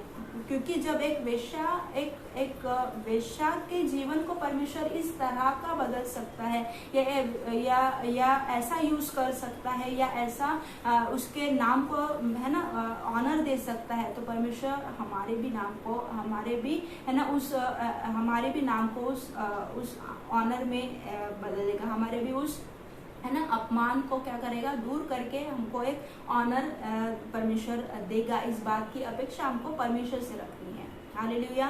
तो जैसा हमने देखा कि राहाब वेश्या के बारे में कि क्यों वो ये हुई, कि क्यों परमेश्वर की दया उस पर हुई, है ना। सिर्फ उसने विश्वास नहीं किया था, पर उसने कर्म भी किए थे, और इसलिए याकूब कहता है कि वो क्या कर्मों से धर्मी नहीं ठहराई गई थी, है ना, वो कर्मों से भी धर्मी ठहराएगी। और यहोशू इसके दूसरे 2 से लेकर जब हम उस दूसरे चैप्टर को जब पूरा देखते तो वहाँ पर हमको 3 रीजन दिखाई देते हैं, और वो 3 रीजन है कि परमेश्वर की दया क्यों राहाब वेश्या पर हुई, और सारे यरीहो नगर में सिर्फ परमेश्वर ने सिर्फ राहाब वेश्या को और सिर्फ उसके परिवार को बचाया। उसका रीजन ये था प्रियो कि सबसे पहला रीजन ये था, यहोशू 2:2-6 में हम देखते हैं कि उसने अपने प्राणों से बढ़कर उन भेदियों के प्राणों को महत्व दिया या उसको बचाया, या अपने प्राणों से को जोखिम में डालकर, अपने परिवार के प्राणों को जोखिम में डालकर उसने उन भेदियों के प्राणों को बचाया था या उसको महत्व दिया था। और फिर बाद में हम क्या देखते हैं कि दूसरा पॉइंट क्या था कि हमने यहाँ पर देखा कि 9वें वचन से लेकर हमने क्या देखा कि वहां पर हम क्या देखते हैं कि उसने इजराइल के परमेश्वर पर विश्वास किया था। उस परमेश्वर के बारे में सिर्फ उसने सुना था, है, सिर्फ उस बात को ये किया था, पर ना वो उस जाति से मिली थी, ना उन लोगों से घुल मिल हुई थी। वो उसने सिर्फ उस बात पर, फिर भी उसने ये डिसीजन लिया।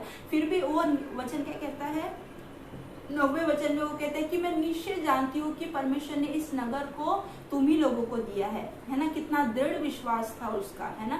तो दूसरा पॉइंट क्या था कि उसने परमेश्वर पे, इजराइल के परमेश्वर को क्या माना था, सच्चा परमेश्वर माना था, उस पर विश्वास किया। तो और तीसरा पॉइंट क्या है कि 2 इसके 19वें वचन में क्या हम क्या देखते हैं कि उसने क्या किया था, वो अपने वचन के प्रति क्या थी, विश्वास हो गई थी। उसने जो भी वचन किसको दिया था, उन भेदियों को दिया था, उनके प्रति ना बताने का, या राजा या उनके भेद के प्रति, या उनको है ना भेद के प्रति कि वो भेदिए है और वो इस कार्य के लिए आए हैं, है ना, उसके प्रति जो उसने नहीं बताया, उसने क्या किया, वो अपने वचन के प्रति वो क्या रही, वो विश्वास हो गई। तो हम ये वचन क्या कहा देखते हैं कि यहोशू के 2:20 में हम देखते हैं, है ना। तो जैसा हमने देखा कि यही बात थी, ये उस है ना उसके लाइफ की ये गुड पॉइंट थे जिसके कारण परमेश्वर ने, है ना, जिसके कारण उस पर ही नहीं परमेश्वर ने पर उसके घराने पर भी परमेश्वर ने दया की। और सिर्फ घराने पर देखिए, अगर सिर्फ इतना ही रहता, अगर ये सिर्फ इतनी ही बात रहती, अगर वो इतना ही, अगर उसका हार्ट ऐसा रहता, सिर्फ इतना ही ये रहता, तो सिर्फ है ना ये स्टोरी यहीं पर स्टॉप हो जाती, है ना। अगर राहाब वेश्या का हार्ट, है ना, हम बोल सकते, जैसे मैंने कहा कि उसकी मजबूरी क्या थी ये हम नहीं जानते, है ना, पर परमेश्वर जानता है। क्योंकि अगर परमेश्वर को इसकी जो हिस्ट्री है या इसका जो स्टोरी है, अगर इसको यही स्टॉप करना होता तो परमेश्वर उसको बचाकर या उसके प्राणों को बचाकर यहीं पर उसके स्टोरी का अंत कर देता। पर वचन क्या कहता है कि परमेश्वर ने इसके स्टोरी को 1 बार नहीं, 2 बार नहीं, 3 बार रिपीट किया, 3-4 बार रिपीट किया। और उसको कहाँ पर हम देखते हैं, इब्रानियों में भी देखते हैं, जहाँ पर वो विश्वास की योद्धाओं में जहाँ पर उसका नाम आया है। याकूब में हम देखते हैं कि वो अपने कर्मों से धर्मी ठहराई गई है ना, उस बारे में देखते हैं। और मत्ती में देखते हैं कि यीशु मसीह की वंशावली में, यीशु मसीह जिस वंशावली से है उस वंशावली में उस राहाब वेश्या का भी नाम है ना। तो परमेश्वर ने कितना महत्व, है ना, राहाब वेश्या को दिया है ना।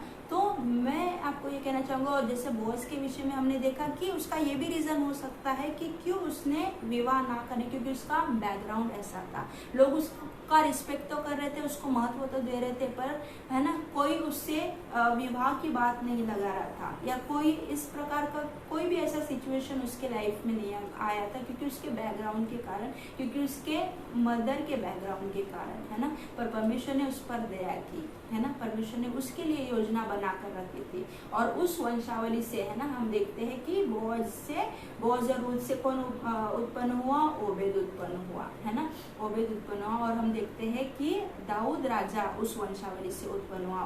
उसके वंशावली से उसकी शुरुआत कहाँ से हुई, राहाब वेश्या और सलमोन से हुई, है ना। तो परमेश्वर ने ऐसी वंशावली, एक ऐसे नाम को कैसे, है ना, उसके पूरी हिस्ट्री को ही बदल दिया। तो चाहे आपका हिस्ट्री कुछ भी हो, चाहे आपका पास्ट कैसा भी रहा हो, परमेश्वर उसको बदलने की सामर्थ्य रखता है। पर सबसे इम्पोर्टेंट बात यह है कि हमको वो करना है जो परमेश्वर कहता है, और हमको किसी भी आदर के बारे में, किसी भी महिमा के बारे में, या कोई भी किसी भी बातों को प्राप्त करने के लिए हमको लोगों के पीछे नहीं दौड़ना है। हमको सारी बातें किससे, एक हमारा एक्सपेक्टेशन किससे रखना है, हमको परमेश्वर से रखना है। वो परमेश्वर हमारे सारे पास्ट को, चाहे वो कैसा भी कितना भी ये हो, परमेश्वर उन सारी बातों को बदलने की सामर्थ्य रखता है ना। क्योंकि इसके जीवन से, एक वेश्या के जीवन से हम देखते हैं कि उस वंशावली से परमेश्वर ने उसी वंशावली को चुना कि उस वंशावली से यीशु मसीह आए, है ना। कितनी अद्भुत बात है, कितनी आदर की बात है ना।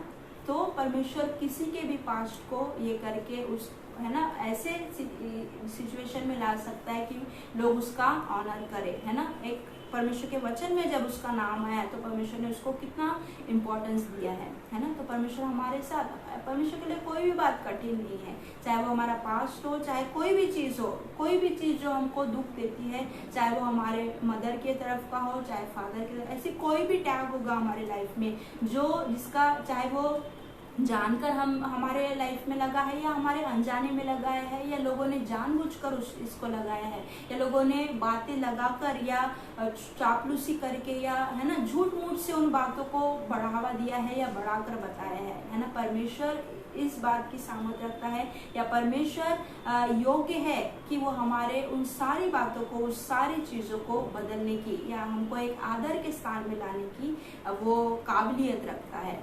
हालेलुया।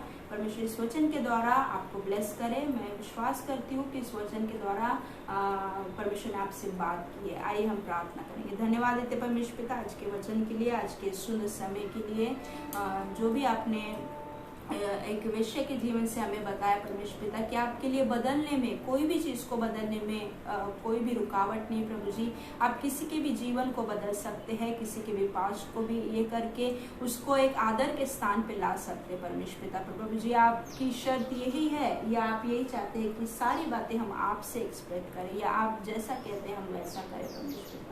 हम आपका हृदय से धन्यवाद देते हैं प्रभु जी। जितने भी लोग सुन रहे हैं उन पर आपके अनुग्रह को, आपकी दया को मांगती हूँ प्रभु जी। मैं नहीं जानती उनके जीवन में कहाँ पर वो स्ट्रगल करे, या ऐसी कौन सी बात है जो उनको निचोड़ती है, जो उनको दुखी करती है, या जो उनको परमेश्वर पिता निराशा में लेकर जाती है, या जो उनको परमेश्वर पिता प्रभु जी परमेश्वर पिता एक अनादर के, है ना, उनको सोचने पर मजबूर कर देती प्रभु जी। मैं नहीं जानती परमेश्वर पिता प्रभु जी, पर आप जानते हैं, और जब आपने वचन दिया है तो उसका रीजन है परमेश्वर पिता। इसलिए मैं आपका धन्यवाद देती हूँ। जो भी इन बातों से स्ट्रगल कर रहा है प्रभु जी उनके जीवन को बदलने की आप सामर्थ रखते हैं। उनकी ऐसी कोई भी बातों को, ऐसी कोई भी खरोच को, ऐसी कोई भी स्कार को आप बदल सकते हैं परमेश्वर पिता, जो कोई इंसान नहीं बदल सकता। सिर्फ आप में वो क्षमता है परमेश्वर पिता, सिर्फ आप में वो ताकत है प्रभु जी। आप किसी के भी पास्ट को बदल सकते, किसी को भी परमेश्वर पिता अनादर के स्थान से आदर के स्थान पे ला सकते परमेश्वर पिता।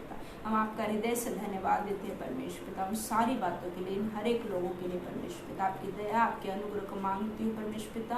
और परमेश्वर पिता इनके जीवन में अगर कोई बीमार है परमेश्वर पिता प्रभु जी, उनके लिए आपकी पूर्ण चंगाई को मांगते परमेश्वर पिता। सहायता और मदद कीजिए परमेश्वर पिता। आज के वचन के लिए हम आपका हृदय से धन्यवाद देते, सारी महिमा आपको देते हैं पवित्र आत्मा, क्योंकि सिर्फ और सिर्फ आप उसकी योग्य हैं। धन्यवाद देते हैं सारी बातों के लिए, यीशु नासरी के नाम से मांगते हैं। हालेलुया। परमेश्वर इस वचन के द्वारा, मैं विश्वास करती हूँ कि परमेश्वर ने इस वचन के द्वारा आपसे बात की है, और है ना, परमेश्वर ने इस वचन के द्वारा आपसे बात की है, और परमेश्वर का धन्यवाद देते हैं आज के सारे संदेश के लिए। और सच में परमेश्वर कुछ भी कर सकता है परमेश्वर के लिए, है ना। सिर्फ हमारा हार्ट परमेश्वर के प्रति सही है। परमेश्वर की सिर्फ एक कंडीशन है, या परमेश्वर की सिर्फ एक ये है कि हमारा हार्ट, हमारा हृदय जो है वो परमेश्वर के प्रति सही होना चाहिए। फिर ऐसी कोई भी चीज, कोई भी रुकावट नहीं है परमेश्वर के लिए, ऐसी कोई भी बात नहीं, ऐसी कोई भी ऐसा बड़ा पहाड़ नहीं है जो जिसको परमेश्वर ना गिरा सकता हो। हालेलुया, है ना। तो इसलिए हमको हमारे हार्ट को, क्योंकि राहाब वेश्या का हार्ट, ओबेद का हार्ट परमेश्वर के प्रति क्या था, है ना। बोआज का हार्ट परमेश्वर के प्रति क्या था, रूत का हार्ट परमेश्वर के प्रति क्या था, साफ था, है ना। उसने परमेश्वर को, है ना, सिर्फ ऐसे नाम के लिए, या मुझको अगर मैं इस नाम को, परमेश्वर के नाम को ग्रहण कर लूंगी या परमेश्वर पे ये करूंगी तो इसमें मेरा फायदा होगा, इसलिए इन लोगों ने, परमेश्वर के रूथ ने और क्या कहते हैं राहाब वेश्या ने, इसलिए परमेश्वर पे विश्वास नहीं लाते क्योंकि उनका प्राण बचाया जाने वाला था। वेदियों ने अब तक किसी भी बात को उन पर प्रकट नहीं किया था, है ना। पर वचन क्या कहता है कि वो कहती है कि मैं निश्चय जानती हूँ कि परमेश्वर ने क्या किया है, इस यरीहो को क्या है तुम्हारे हाथ में दे दिया है। ये यरीहो तुम्हारे है ना हाथ में है, ये नगर को परमेश्वर ने तुम्हारे हाथ में दे दिया है ना। तो कितनी बड़ी बात है। तो परमेश्वर, हमको किसी बात की चिंता नहीं करनी है, हमको अपने हार्ट को सिर्फ परमेश्वर के प्रति साफ रखना है और परमेश्वर जो भी कहता है सिर्फ उन बातों को हमको करते रहना है। और परमेश्वर जो भी बातों में, जहाँ पर भी हमको ऐसा लगता है कि कोई बात हमारे जीवन में है और वो है ना वो है ना वो परमानेंट हो गई, वो हमारे लाइफ से जा ही नहीं सकती, ऐसा नहीं है। परमेश्वर मार्गों को निकालने वाला परमेश्वर है और ऐसी असंभव बातों को सिर्फ परमेश्वर संभव करता है ना। तो हमको किसी इंसान से एक्सपेक्टेशन नहीं रखना है, किसी भी चीज का हो सकता है, मैं नहीं जानती बैकग्राउंड का होगा, किसी भी चीज के प्रति जिससे आप स्ट्रगल कर रहे हैं, है ना, उन बातों को बदलने की सामर्थ परमेश्वर के हाथ में और सिर्फ परमेश्वर के हाथ में। तो हमको सारी बातों के एक्सपेक्टेशन किससे रखना है, सिर्फ परमेश्वर से रखना है। परमेश्वर इस वचन के द्वारा आपको ब्लेस करे। God bless you.